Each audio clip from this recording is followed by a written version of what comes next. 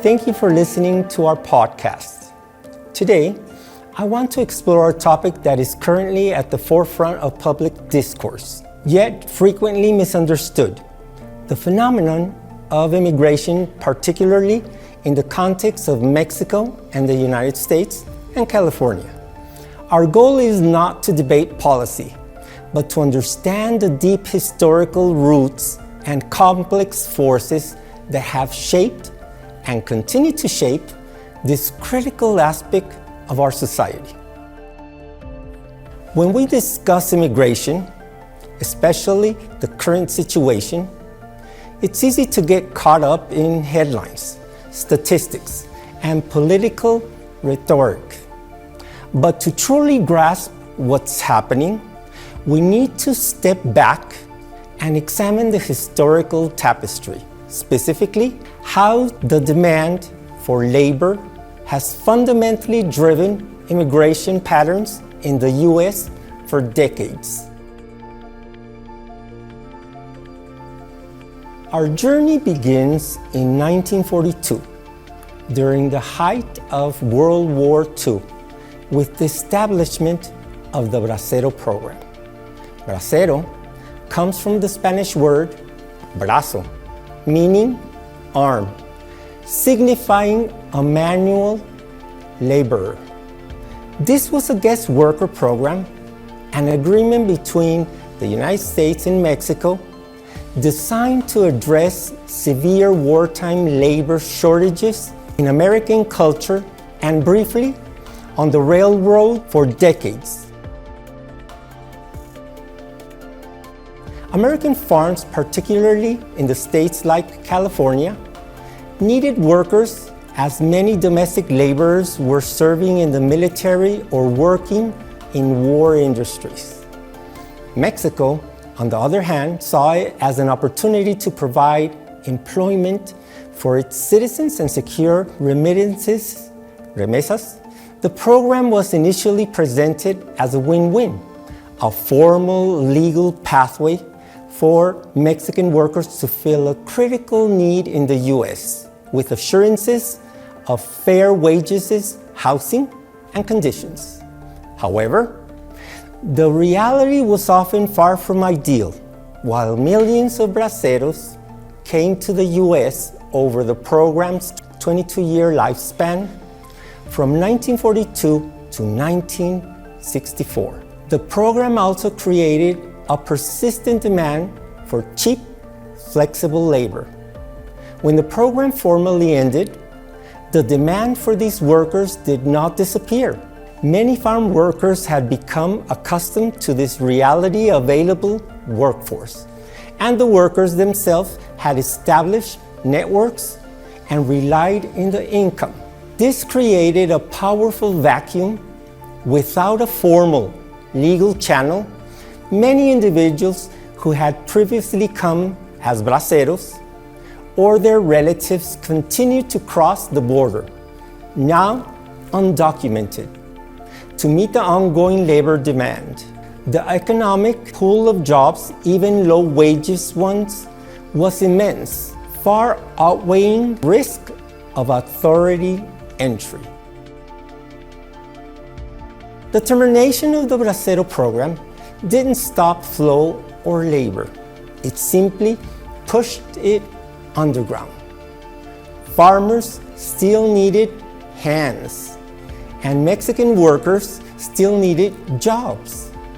This period was a significant increase in undocumented immigration, evolving from what was once a regulated guest worker program, increasingly informal and often perilous migration, beyond the agriculture, expanding labor needs. Crucially, the demand for immigrant labor expanded beyond agriculture. Industries like construction, manufacturing, hospitality, and service sectors also began to rely heavily on immigrant workers, both documented and undocumented, who were often willing to take jobs that native-born workers either didn't want or for which they demanded higher wages and benefits. This established a deep structural dependency on immigration labor across various segments of the U.S. economy.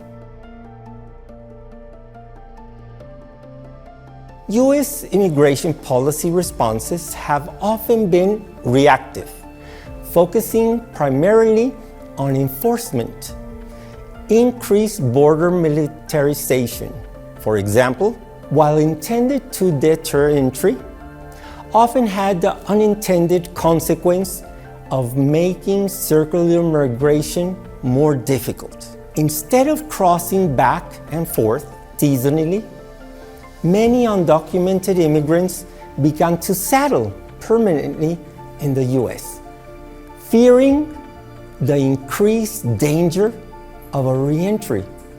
This led to the growth of settled, albeit often marginalized communities.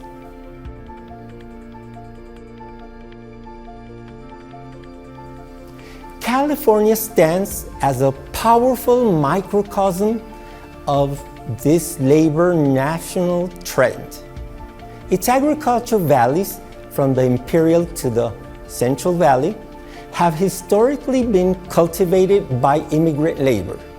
The state's economic boom, particularly in technology and service industries, also heavily on diverse immigrant populations.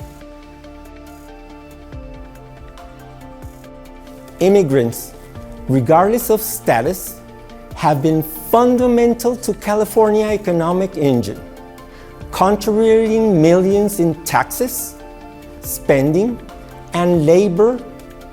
They are vital to sectors ranging from picking our food to caring for our elders and fueling many small businesses.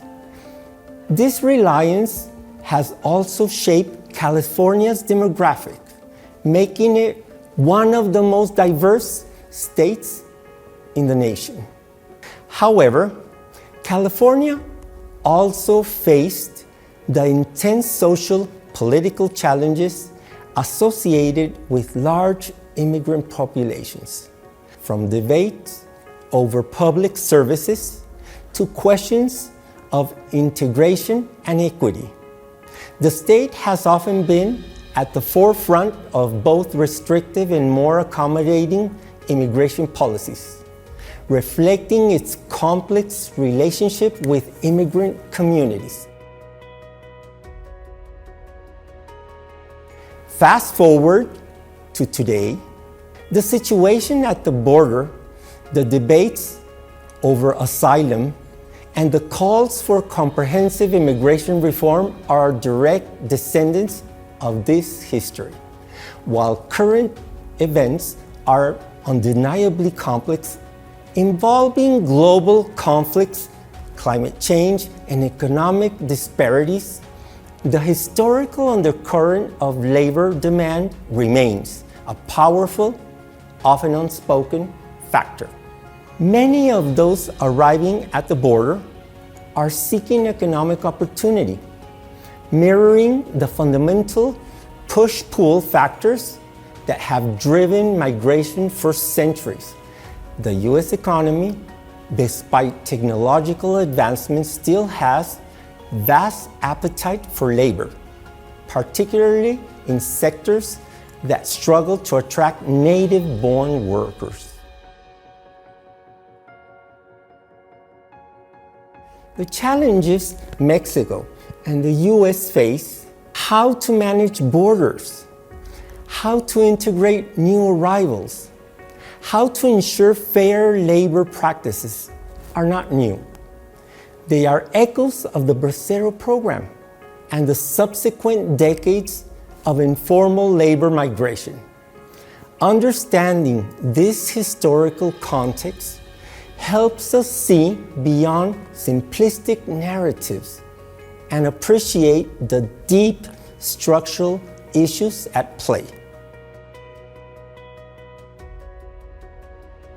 In conclusion, the immigration phenomenon in the United States and California is not a recent aberration, but a long-standing, evolving dynamic deeply intertwined with our nation's economic development and labor needs. From the formalized Bracero program to the subsequent informal flows, the demand for labor has a constant magnet, shaping demographic patterns and creating complex social and political challenges. By acknowledging this history, by understanding that both economies, Mexico and the US, have long been built on the contributions of immigrants, we can move forward a more informed, sophisticated, and ultimately more productive dialogue about the future of immigration. It's about seeing the human stories within the historical forces and recognizing that immigration is not about policy, but about people work and the very fabric of neighboring societies. Thank you.